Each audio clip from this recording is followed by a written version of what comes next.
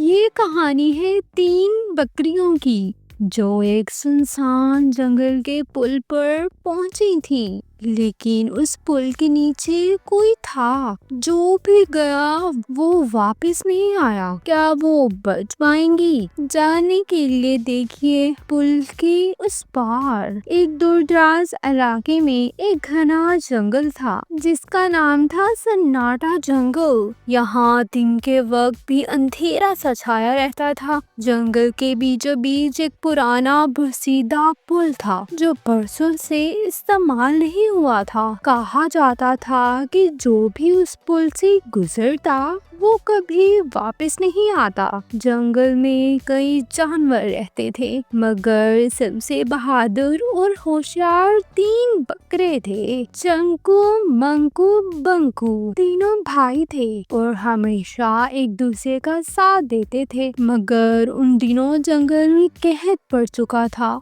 खाने को घास नहीं मिलती थी और दरिया भी सूख चुका था। एक दिन मंकू ने दरख्त के ऊपर से झांक कर देखा तो पुल के उस पार हरी भरी घास और ताजा पानी की नहर नजर आई। इधर तो जन्नत जैसा समा है, मंकू बोला। बंकू ने पुल की तरफ देखा और कहा, लेकिन वो पुल, उसके नीचे तो साया है, जैसे कोई हमें ताक रहा हो। मगर भूख ने सबको मजबूर कर दिया। चंकू सबसे छोटा था और बेहद जिद्दी। उसने कहा, मैं चाहता हूँ, अगर कुछ हुआ तो वापस आ जाऊंगा। बड़े भाइयों ने रोका मगर वो ना रुका। जैसे ही चंकू पुल पर चढ़ा पुरानी लकड़ियां चिरचिराई, हवा एकदम रुक गई। अचानक पुल के नीचे से एक भयानक आवाज आई, कौन है जो मेरे पुल पर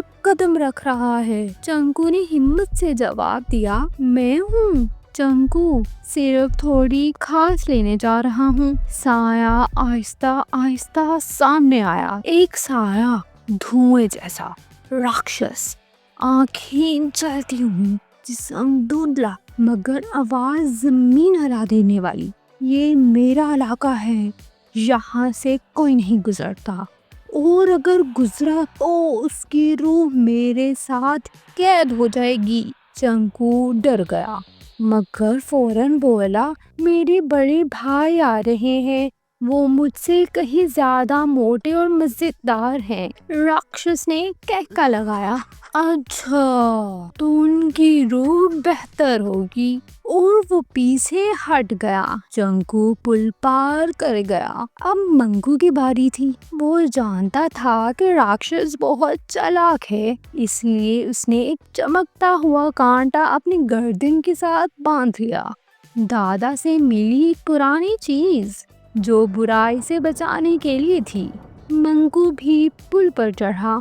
वही आवाज फिर गूंजी, कौन है जो मेरे पुल पर आ रहा है? मंकू ने कहा, मैं हूँ मंकू, मेरा छोटा भाई आगे गया है, मैं भी घास लेने जा रहा हूँ। राक्षस झट से जाहिर हुआ, तुम्हारे अंदर रोशनी है, ये चमक क्या है? मंकू ने जवाब दिया, ये सिर्फ तुम्हारी आंखों का धोखा है। लेकिन राक्षस उसके करीब आया और छिपने ही वाला था कि उसका हाथ कांटे से टकरा गया। एक चंगाड़ की आवाज आई, जैसे कोई जल रहा हो। तुम्हारे अंदर कुछ है, रोशनी, तुम मेरे काबू में नहीं आ सकते। राक्षस पीछे हटा और मंकू भी बच गया। वो भी पुल पार करके चंकू से जा मिला। अब बारी थी बंकू की। बंकू ने भाइयों की बातें सुनी। उसने अपने सींगों पर खूने दिल मिला जो पुराने बुजुर्ग बकरों का माना जाता था कि अगर सच्चाई और कुर्बानी से सींग रंगे जाएं तो वो हर बुराई को शिकस्त दे सकते हैं। बंकू जब पुल पर चढ़ा तो हवा रुक गई, दरख्त सख्त हो गए। राक्षस का साया अब पूरे पुल पर छा गया। अब आया असल वाला। राक्षस गर्राया, मैं आया हूँ, लेकिन अपना अंजाम लिखने के लिए नहीं, तेरा इख्तिताम करने के लिए। बंकू गरजा। राक्षस झपटा बंकू ने सींग मारे, लड़ाई शुरू हो गई। पुल हिलने लगे, लकड़ियां टूटने लगी। चंकू और मंकू ने किनारे पर आकर आवाजें दी, भाई संभलना। बंकू ने राक्षस को जोर से मारा, उसके सींग राक्षस के सीने में लगे। रोशनी का धमाका हुआ और राक्षस की चीख से जंगल गूंज उठा। पुल टूट गया और राक्षस नीचे गहरे खड्डे में जा गिरा। उसके साथ उसका साया भी खत्म हो गया। बंकू जख्मी मगर जिंदा बचा। भाइयों ने उसे खींचकर किनारे पे ले लिया। पुल के पार अब कोई खौफ नहीं था। जानवरों ने उसे दोबारा बनाया। अब वो उम्मीद का पुल कहलाता था। चंकू, मंकू और बंकू ने ना सिर्फ जंगल को बचाया बल्कि ये सिखाया कि खौफ पर काबू पाना ही असल बहादुरी है। लालच और जुल्म का अंजाम हमेशा बर्बादी होता है। तो आपको ये कहानी कैसी लगी? कमेंट सेक्शन में जरूर बताइएगा।